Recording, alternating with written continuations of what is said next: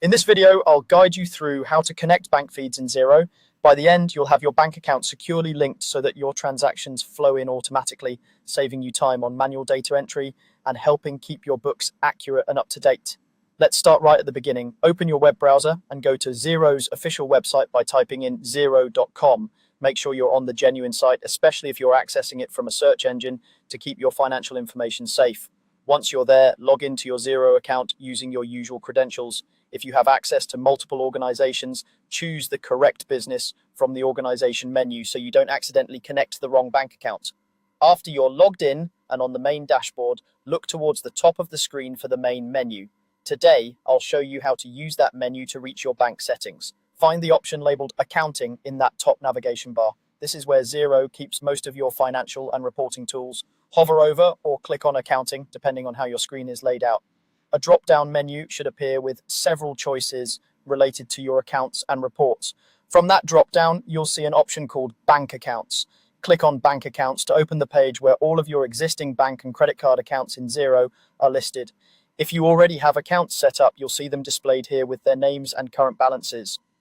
If you're new to Xero, you might only see one or two accounts, or even a prompt to add your first bank account.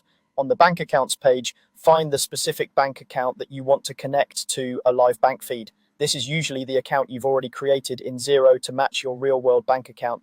Once you've located it, look to the right-hand side of that row for a small icon with three dots, often called the More Options menu.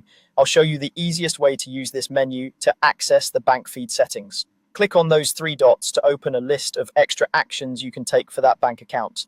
In the menu that appears, you should see an option labeled Get Bank Feeds or something very similar. Click Get Bank Feeds.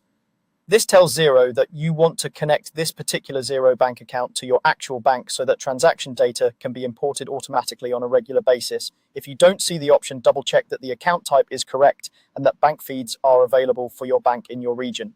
Next, Xero will walk you through the connection process. You'll usually see a screen with some information about how bank feeds work and any terms you need to agree to.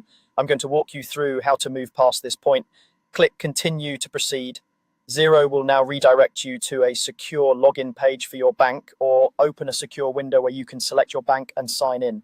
On the bank's login page, carefully enter your online banking credentials, make sure you're on a secure connection, check for the padlock symbol in your browser, and never share these details with anyone else. Follow any multi-factor authentication steps your bank requires, such as entering a code sent to your phone or using a banking app to approve the connection.